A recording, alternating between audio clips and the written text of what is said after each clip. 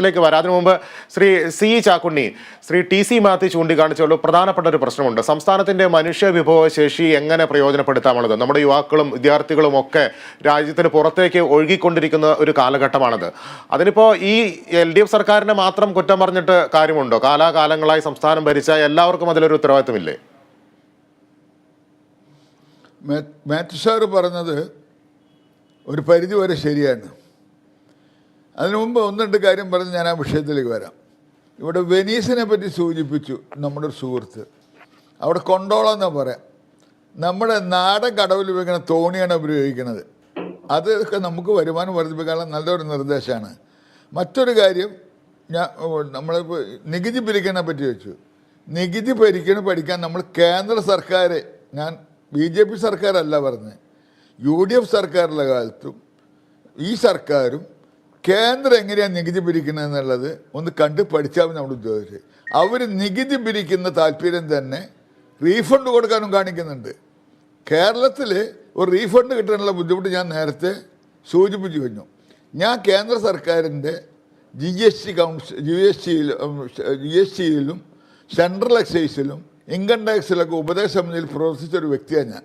അപ്പോൾ എങ്ങനെ ജനങ്ങളോട് പെരുമാറണം എന്നുള്ളതും എങ്ങനെ നികുതി പിരിക്കണം എന്നുള്ളത് കേന്ദ്ര സർക്കാരിന് കണ്ടു പഠിച്ചാൽ മതി. അത് UDFൻ്റെ സർക്കാർ കാലത്തും ഇന്നും വളരെ നന്നായിരുന്നു, വളരെ സൗഹൃദമായിട്ടാണ് ചെയ്യാറുള്ളത്. പിന്നെ ഒരു സംശയം കൂടി ഞാനിവിടെ ചോദിക്കട്ടെ. നമ്മുടെ മലയാളി വ്യവസായികൾ, നമ്മുടെ ഉപഭോക്തൃ സംസ്ഥാനമാണ്, ഇവിടെ വിൽക്കുന്ന ഉൽപ്പന്നങ്ങളിൽ നല്ലൊരു ശതമാനം മലയാളി വ്യവസായികൾ ഉണ്ടാക്കണം. ഇവരൊക്കെ ഉൽപ്പാദിപ്പിക്കുന്നത് പോണ്ടിച്ചേരിയിലും ഇന്ത്യയിലെ മറ്റ് സംസ്ഥാനങ്ങൾ, കാശ്മീരിൽ വരെ ഉൽപ്പാദിപ്പിക്കുന്നുണ്ട്. എന്നിട്ടാണ് കേരളത്തിൽ കൊണ്ടുവരുന്നത്. ഞാൻ ബഹുമാനപ്പെട്ട ഒരു നിർദ്ദേശം മുഖ്യമന്ത്രിയുടെയും വ്യവസായ മുമ്പിൽ വെച്ചിരുന്നു. നമ്മുടെ മലയാളി വ്യവസായികളെ ഇങ്ങോട്ട് ആകർഷിച്ചിട്ട് ഇതെന്തുകൊണ്ട് അത്ര ഇവിടെ ഉൽപ്പാദിപ്പിക്കണം? അതിന് വലിയ സ്ഥലവും സൗകര്യമൊന്നും വേണ്ട. നമ്മുടെ മലയാളി വ്യവസായികളൊക്കെ എൻ്റെ സുഹൃത്തുക്കളാണ്. അവരൊക്കെ ഉൽപ്പാദിപ്പിക്കുന്നത് അയൽ സംസ്ഥാനങ്ങളിലാണ്. എന്തുകൊണ്ട് നമുക്കിവിടെ കൊണ്ടുവരാൻ കഴിയുന്നില്ല? അതേപോലെ ഇപ്പോൾ കഴിഞ്ഞ ദിവസമാണെങ്കിൽ നമ്മുടെ സാബു M. ജേക്കബ്, അദ്ദേഹം തന്നെ തെലങ്കാനയിലേക്കാണ് പോണത്.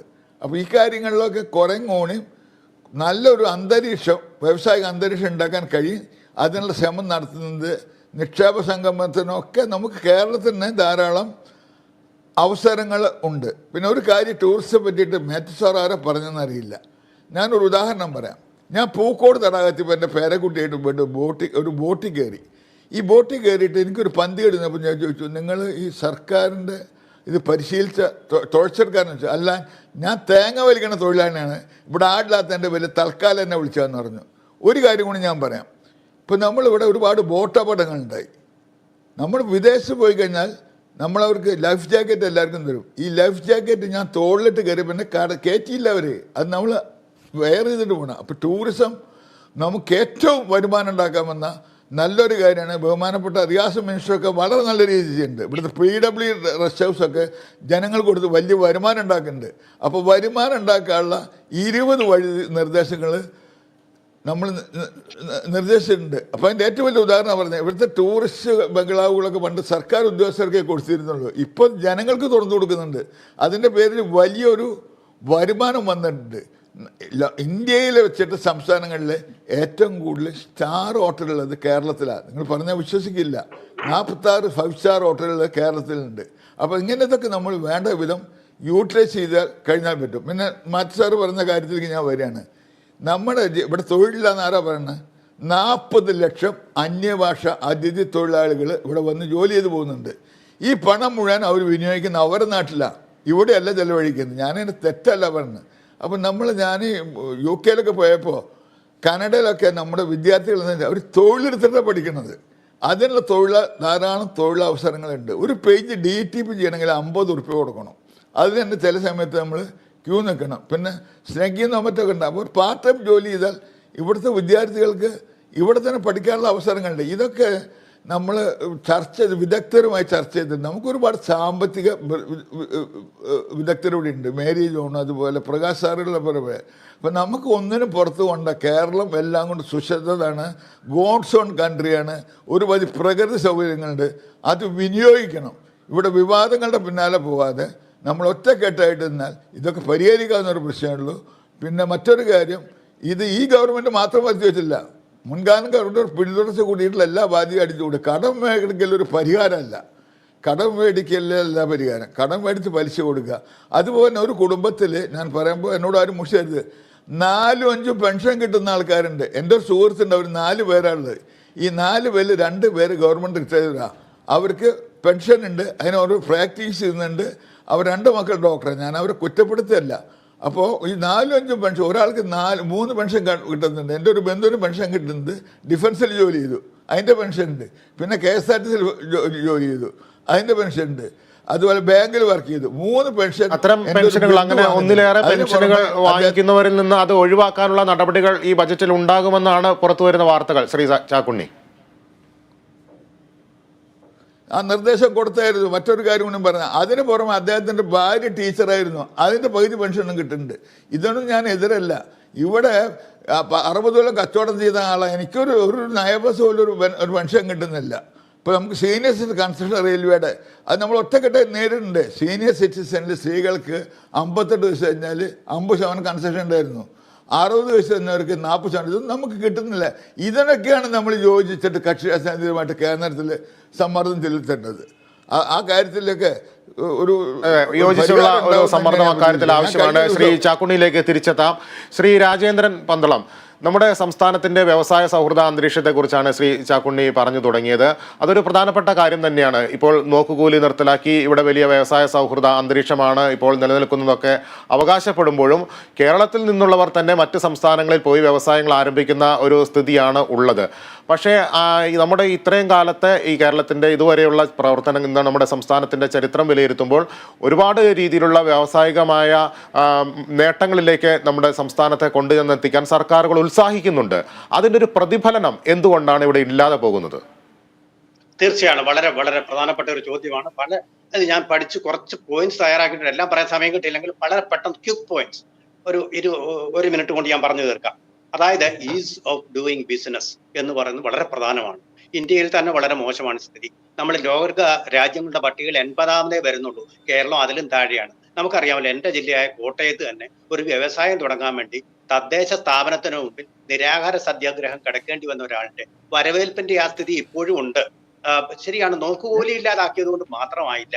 നമ്മുടെ അന്തരീക്ഷം, ഹർത്താല്, ഇതൊക്കെ ഇല്ലാതെ ഒരു സമാധാന അന്തരീക്ഷം ഉണ്ടാവണം. തൊട്ടതിനും പിടിച്ചതിനും അവർക്ക് വഴക്ക്, വയ്യാവേലി എന്നൊക്കെ പറഞ്ഞ ഒരു അന്തരീക്ഷം വരുമ്പോൾ വ്യവസായങ്ങൾ വരാൻ മടിക്കും.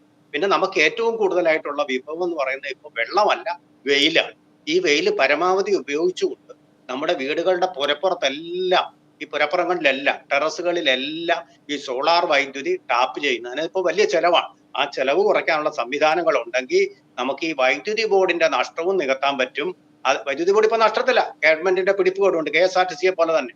അപ്പൊ ആ നഷ്ടങ്ങളൊക്കെ കുറച്ചൊക്കെ ഒഴിവാക്കാൻ പറ്റും. സ്വന്തമായിട്ട് സൗരോർജം ഓരോ വീട്ടിലും ഉൽപ്പാദിപ്പിക്കാൻ പറ്റും. അതുപോലെ ഗ്രീൻ എനർജിയുടെ കാര്യത്തിലും കേരളം വളരെ ശ്രദ്ധിക്കണം. കേരളത്തിൽ അതുപോലെ തന്നെ ധാരാളമായിട്ടുള്ള ഒരു വിഭവം എന്ന് പറയുന്നത് വേസ്റ്റ് ആണ്.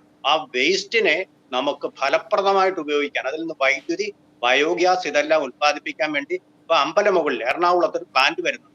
BPCL ആണ് ആ പ്ലാന്റിന് പിന്നിൽ. അതുപോലുള്ള സ്ഥാപനങ്ങൾ നമുക്ക് ധാരാളമായിട്ട് ഈ വേസ്റ്റിനെ നമുക്ക് പ്രോഡക്റ്റീവായിട്ട് ഉപയോഗിക്കാൻ പറ്റും. അല്ലാതെ വലിയ വ്യവസായങ്ങൾ ഇവിടെ പ്രതീക്ഷിക്കണ്ട. അതൊക്കെ നമുക്ക് പരമാവധി ഉപയോഗപ്പെടുത്തിക്കൊണ്ട് അത് 2 തരത്തിൽ അത് പ്രയോജനം ചെയ്യും. വേസ്റ്റിൽ നിന്ന് നമ്മുടെ നാട് മുക്തമാവും. അതുപോലെ തന്നെ വൈദ്യുതിയും ബയോഗ്യാസും, അതായത് പാചകവാതകത്തിന് വില കൂടുതലുണ്ടെന്നുള്ള പരാതികളുണ്ടല്ലോ, സത്യവുമാണ്. അതിൽ നിന്നും ഒരു ചെറിയ തരത്തിലുള്ള മോചനം നമുക്ക് കിട്ടും. അതുപോലെ തന്നെ റബ്ബറിന്റെ വില, ബിറ്റ്യൂമെൻ എന്ന് പറയുന്ന പദാർത്ഥം ഉണ്ടാക്കി നമ്മുടെ റോഡുകളിലല്ലാതെ ആക്കിയാൽ എന്താ? ഇതിപ്പോ DC ഇടമെന്ന് പറയുന്ന കോട്ടയത്തെ റോഡ് അത് അങ്ങനെ ആക്കിയിട്ടുണ്ട്. കേരളം മുഴുവൻ ഈ റബ്ബറിന്റെ ഉപയോഗം വന്നു കഴിഞ്ഞാൽ ചെറിയ തരത്തിൽ വലിയ മാറ്റമൊന്നും വരാൻ വരുന്നില്ല. എനിക്ക് തോന്നുന്നു മിക്കവാറും ഈ ബജറ്റ് തന്നെ റബ്ബറിന്റെ താങ്ങുവില ഉയർത്താൻ സാധ്യതയുണ്ട് എന്നുള്ളതാണ് ഞാൻ മനസ്സിലാക്കുന്ന ഒരു കാര്യം. എന്തായാലും അങ്ങനെയുള്ള കാര്യങ്ങൾ ഇതിൽ ഏറ്റവും പരമപ്രധാനമാണ് ഈസ് ഓഫ് ഡൂയിങ് ബിസിനസ്. അവിടെ ഈ ആളുകളെ പേടിപ്പെടുത്തുന്ന കാര്യത്തിലുള്ള രാഷ്ട്രീയം പാടില്ല. പിന്നെ ഇവിടെ പാനലിസ്റ്റുകൾ തന്നെ പറഞ്ഞ ഒരു കാര്യം, വിദ്യാഭ്യാസം, വിദേശ വിദ്യാഭ്യാസ സ്ഥാപനങ്ങൾ, അതുപോലെ സർവകലാശാലകൾ കേരളത്തിലെത്തണം. അതുപോലെ തന്നെ നമ്മുടെ സർവകലാശാലകളുടെ മേന്മ വർദ്ധിപ്പിക്കണമെങ്കിൽ അതിനെ രാഷ്ട്രീയത്തിൽ നിന്ന് ഡീലിങ്ക് ചെയ്യുക തന്നെ വേണം. ഇടതുപക്ഷത്തിന്റെ നയം അതല്ല എങ്കിലും വൈസ് ചാൻസലർമാരെ, അധ്യാപകരെ, ഡീൻമാരെ ഒക്കെ നിയമിക്കുന്നതിലുള്ള രാഷ്ട്രീയം ഉണ്ടല്ലോ. അതാണ് ഈ രാഷ്ട്രീയമാണ് ഗവർണറും അതുപോലെ തന്നെ ഗവൺമെന്റും തമ്മിലുള്ള മൽപ്പിടുത്തത്തിൽ ഇപ്പൊ നിൽക്കുന്നത്, അനിശ്ചിതത്വത്തിൽ നിൽക്കുന്നത്. അതില്ലാതാവണം. അതുപോലെ വിദ്യാർത്ഥി രാഷ്ട്രീയം അത് കൊലപാതക രാഷ്ട്രീയവും പഠിപ്പുമുടക്ക് രാഷ്ട്രീയവും ആവരുത്. പഠിക്കുന്ന ദിവസങ്ങൾ സാധ്യായ ദിവസങ്ങളുടെ പകുതി പോലും കിട്ടാത്ത ഒരു അന്തരീക്ഷത്തിൽ എങ്ങനെയാണ് വിദേശ വിദ്യാർത്ഥികൾ ഇവിടെ വരുന്നത്?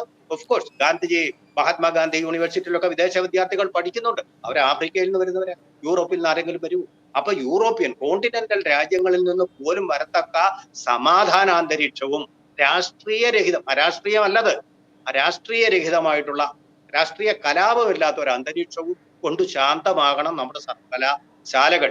അതുപോലെ തന്നെ വിദേശ സർവകലാശാലകൾക്ക് ഇവിടെ പ്രവർത്തിക്കാനുള്ള അവസരം ഉണ്ടാവണം. അപ്പൊ നമ്മളുടെ വിദ്യാർത്ഥികൾ അവിടെ പോയി അവിടെ ലോൺ എടുത്തു കൊണ്ടുപോയി വിദ്യാഭ്യാസം നടത്തുന്ന രീതി അവസാനിപ്പിക്കും. ഇവിടെ തന്നെ അവരെ പിടിച്ചു നിർത്താൻ കഴിയും.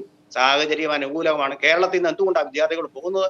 ഇവിടെ സമരം, രാഷ്ട്രീയം, ഹർത്താൽ, സമാധാനാന്തരീക്ഷമില്ല എന്ന് പറഞ്ഞാൽ ഭേദപ്പെട്ട ഒരു സ്റ്റേറ്റ് ആണ് കേരളം. പക്ഷെ ഇവിടെ സമാധാനാന്തരീക്ഷമില്ല, സമാധാനമായിട്ട് പഠിക്കാൻ പറ്റുകയില്ല. അതുകൊണ്ടാണ് വിദേശങ്ങളിലേക്ക്.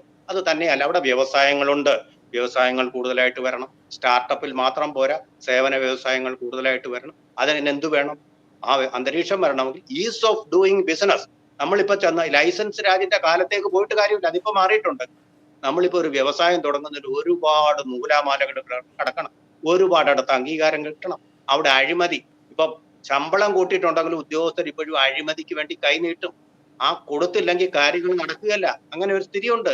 ആ അഴിമതി, കറപ്ഷൻ, അതിന്റെ അടിവേരറുക്കണം, അല്ലാതെ രക്ഷപ്പെടുകയില്ല. അതെ, തീർച്ചയായിട്ടും അങ്ങനെ ഒരു വ്യവസായ സൗഹൃദ അന്തരീക്ഷത്തിലേക്ക്, ഒരു വ്യവസായത്തിന് ഒരു അനുമതി തേടണമെങ്കിൽ ഒരു ഏകജാലക സംവിധാനത്തിലേക്കൊക്കെ വന്നാൽ മാത്രമേ വലിയ രീതിയിലുള്ള മാറ്റങ്ങൾ ഉണ്ടാകൂ എന്നുള്ള കാര്യം വളരെ വ്യക്തമാണ്. ഞാൻ താങ്കളിലേക്ക് തിരിച്ചെത്താം. ശ്രീ എൻ ശ്രീകുമാർ, ഈ ബജറ്റിൽ സ്വാഭാവികമായും സ്വകാര്യ മേഖലയെ പ്രോത്സാഹിപ്പിക്കുന്ന രീതിയിലുള്ള നയങ്ങൾ പ്രതീക്ഷിക്കാം. ഇടതുപക്ഷത്തിൻ്റെ, പ്രത്യേകിച്ച് CPM-ൻ്റെ അത്തരത്തിലുള്ള പ്രത്യയശാസ്ത്ര ശാഠ്യങ്ങളെല്ലാം എന്നേ ഉപേക്ഷിച്ചു കഴിഞ്ഞു. സ്വകാര്യ മേഖലയെ വിദ്യാഭ്യാസ രംഗത്തേക്കടക്കം സ്വാഗതം ചെയ്യുന്ന രീതിയിലേക്ക് അവരുടെ നയം മാറിയിട്ടുണ്ട്. അത് ഒരു ശുഭോദർക്കമായ കാര്യമല്ലേ?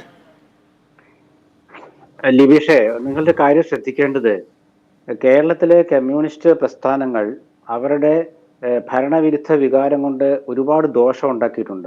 ഒറ്റ കാര്യം ഞാൻ മാത്രം പറയുന്നുള്ളൂ. സ്വാശ്രയ വിദ്യാഭ്യാസ സ്ഥാപനങ്ങൾ കേരളത്തിൽ കൊണ്ടുവന്നപ്പോൾ എതിർത്തവരാണ് CPM. ഇന്ന് ആ രംഗത്ത് അവരുടെ അവസ്ഥ എന്താണ്? ഈ സ്വാശ്രയ വിദ്യാഭ്യാസം എന്തുകൊണ്ടാണ് കേരളത്തിൽ കൊണ്ടുവന്നത്? കേരളത്തിലെ കുട്ടികൾ വൻതുക മുതൽ മുടക്കി പുറത്തേക്ക് പോകുന്നു, തൊട്ടടുത്ത സംസ്ഥാനങ്ങൾക്ക് പോകുന്നു. അതില്ലാതാക്കാനാണ് 50% ഗവൺമെന്റ്, 50% സ്വകാര്യ മേഖല എന്ന് പറഞ്ഞുകൊണ്ട് AK ആന്റണി കൊണ്ടുവന്നത്. അത് തകർത്ത് തരിപ്പണമാക്കിയിട്ട് ഇപ്പൊ സ്വാശ്രയ കോളേജ് ആർക്കും വേണ്ടാത്തൊരവസ്ഥ. ഞാനത് ഒരു ഉദാഹരണം പറഞ്ഞുള്ളൂ. ഈ കമ്മ്യൂണിസ്റ്റ് ശൈലിയുടെ IT യുഗത്തെയാണല്ലോ ഇപ്പൊ നമ്മൾ ജീവിക്കുന്നത്. ഈ IT രംഗത്തെ ഒരു തൊഴിലാളി യൂണിയൻ ഉണ്ടാക്കിയ ഏക സംഘടന CITU ആണ്. മനസ്സിലായോ? IT-യിൽ.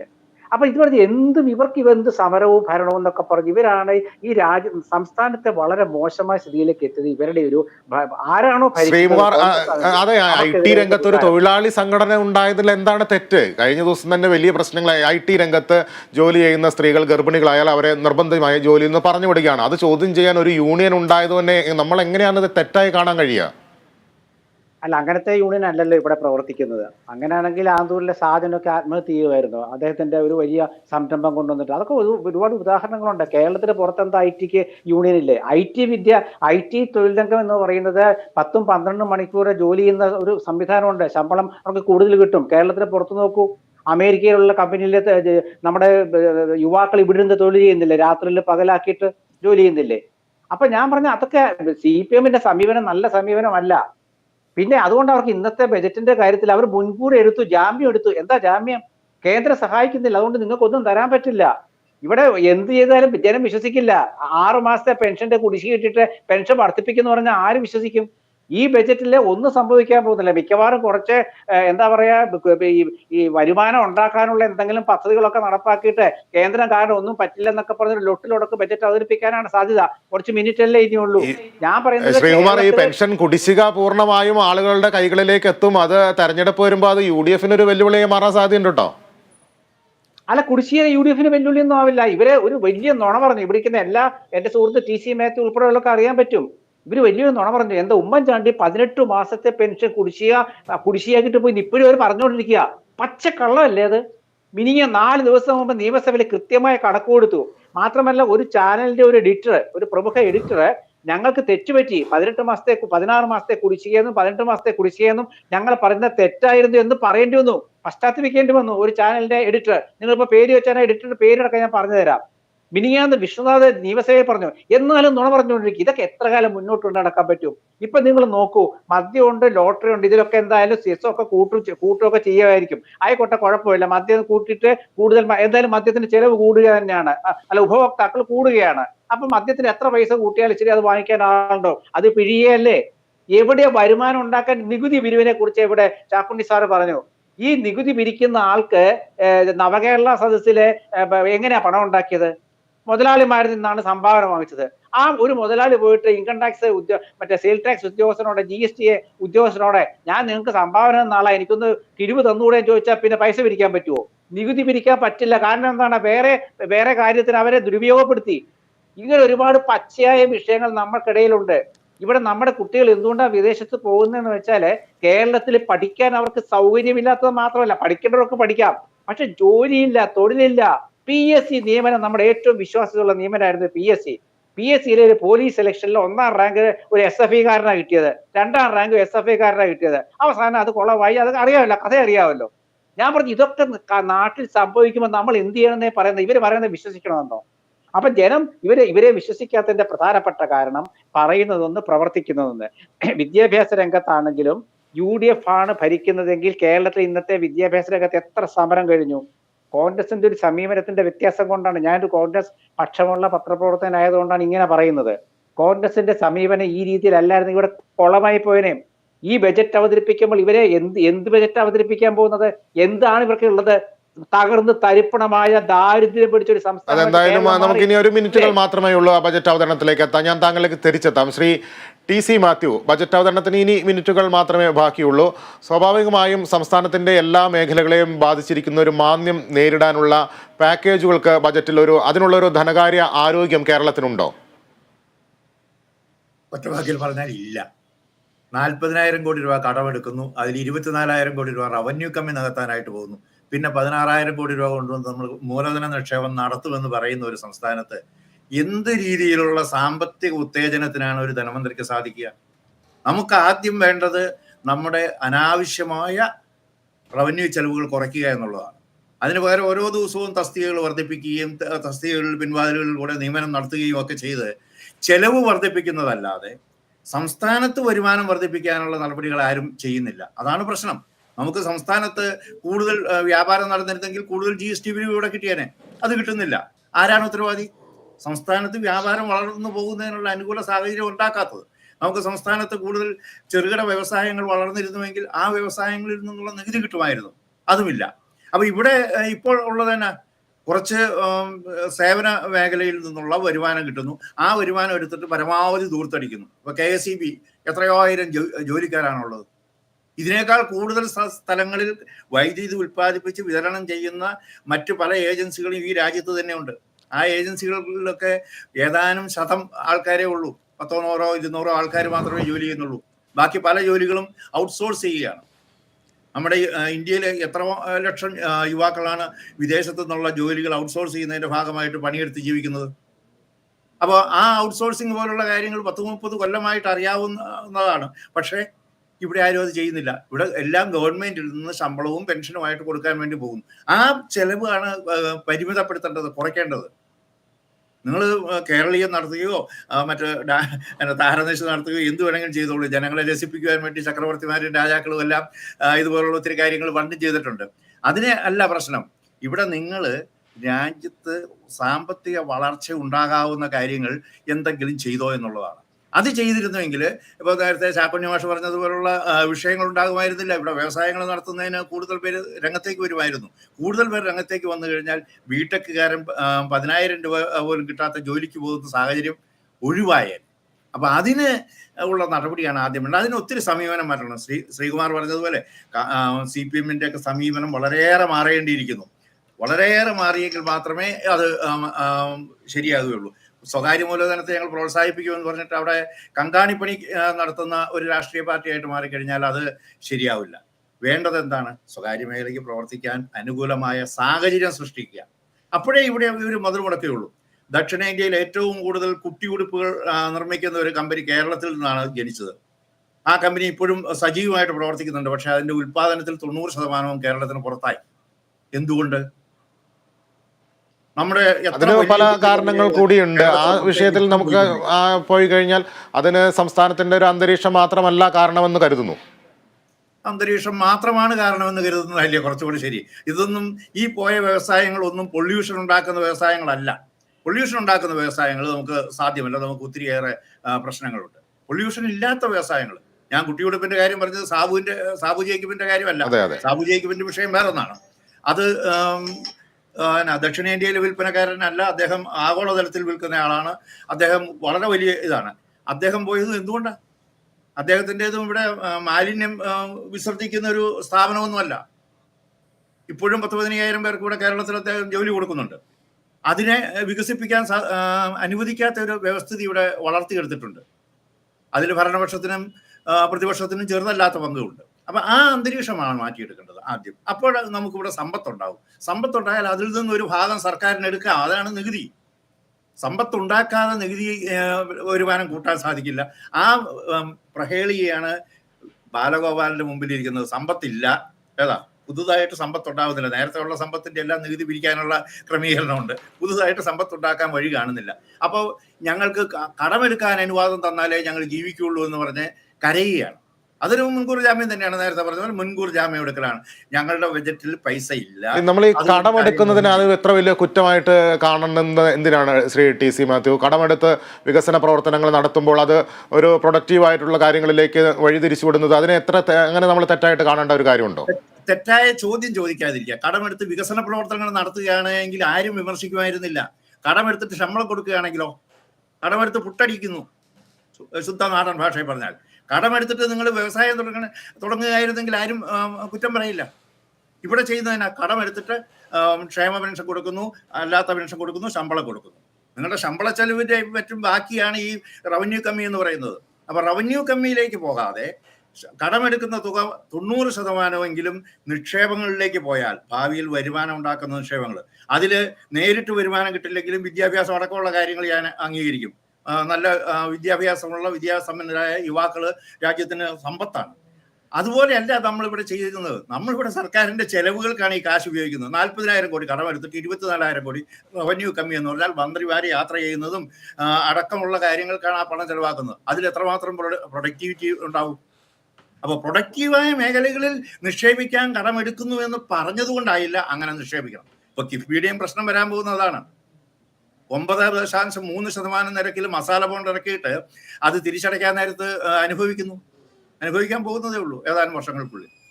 അപ്പോൾ 9.3% എന്നുള്ളത് ശരി. ശ്രീ TC മാത്യു, ഞാൻ സമയപരിമിതി ഉണ്ട്. ഇപ്പോൾ ബജറ്റ് അവതരണത്തിന് ഇനി ഒരു 5 മിനിറ്റ് മാത്രമേ ബാക്കിയുള്ളൂ. ശ്രീ C ചാക്കുണ്ണി, നമ്മൾ ഈ ചർച്ച അവസാനിക്കുന്നതിന് മുൻപ് വളരെ ക്രിയാത്മകമായ നിർദ്ദേശങ്ങൾ ഈ ചർച്ചയിൽ ഉയർന്നു വന്നു. നേരത്തെ ബജറ്റിന് മുന്നോടിയായും ഈ നവകേരള സദസ്സൊക്കെ നടത്തിയപ്പോൾ ധാരാളം നിർദ്ദേശങ്ങൾ സർക്കാരിന് മുന്നിൽ കിട്ടിയിട്ടുണ്ട്. അത്തരം നിർദ്ദേശങ്ങളിലേക്കുള്ള ഒരു ക്രിയാത്മകമായ ഇടപെടലും ഈ ബജറ്റിൽ ഉണ്ടാകുമെന്ന് നമുക്ക് ന്യായമായും പ്രതീക്ഷിച്ചുകൂടെ? തീർച്ചയായിട്ടും പ്രതീക്ഷിക്കാം. അതിൻ്റെ സൂചന നമുക്ക് വന്നു കഴിഞ്ഞു. പിന്നെ മറ്റൊരു കാര്യം പറഞ്ഞ് ഞാൻ അവസാനിപ്പിക്കുകയാണ്. അത് KSRTC ഇവിടെ ഇങ്ങനെ നടക്കുന്നു. നമ്മൾ അടുത്ത സംസ്ഥാനങ്ങളിൽ പോയി നോക്കുക. അവിടെ സ്ത്രീകൾക്ക് വരെ സൗജന്യ യാത്ര കൊടുത്തിട്ട് പോലും നല്ല രീതിയിൽ അവർ KSRTC നടത്തുന്നുണ്ട്. എന്തുകൊണ്ട് നമുക്കത് കഴിയുന്നില്ല? ഇനി നമ്മൾ മാലിന്യത്തെ പറ്റി പറഞ്ഞു. ഇനി വരാൻ പോകുന്നത് ഇലക്ട്രോണിക് വേസ്റ്റാണ് വരാൻ പോകുന്നത്. അതിനെപ്പറ്റി നമ്മൾ ചിന്തിക്കേണ്ടിയിരിക്കുന്നുണ്ട്. പിന്നെ നമ്മളിപ്പോൾ കുറേ വിമർശനങ്ങളൊക്കെ പറഞ്ഞെങ്കിലും കൂടിയിട്ട് നമ്മൾ യോജിച്ച് നിന്നാൽ എന്തും മറികടക്കാൻ കഴിയുന്നത് നമുക്ക് തെളിയിച്ചു. നോട്ട് നിരോധനം വന്നു, നിപ്പ വന്നു, കോവിഡ് വന്നു. അവിടെ നമ്മളെല്ലാവരും യോജിച്ച് തന്നെ അത് ലോകത്ത് തന്നെ മാതൃക കഴിഞ്ഞു, നമുക്ക് മറികടക്കാൻ കഴിഞ്ഞു. അപ്പോൾ ഇക്കാര്യത്തിൽ രാഷ്ട്രീയത്തിന് അങ്ങനെ എല്ലാ കാര്യങ്ങളിലും യോജിച്ച് നിന്ന് കേരളത്തെ ഒരു സമ്പൽ സമൃദ്ധ സംസ്ഥാനമാക്കി മാറ്റാനുള്ള ഇച്ഛാശക്തിയാണ് ഭരണ പ്രതിപക്ഷങ്ങൾ കാണിക്കേണ്ടത്. വളരെയധികം നന്ദി ഈ ചർച്ചയിൽ പങ്കെടുത്തതിന് ശ്രീ C ചാക്കുണ്ണി, ശ്രീ N ശ്രീകുമാർ, ശ്രീ രാജേന്ദ്രൻ പന്തളം, ഒപ്പം തന്നെ ശ്രീ TC മാത്യു. ചെറിയൊരു ഇടവേളയ്ക്ക് ശേഷം തിരിച്ചെത്താം.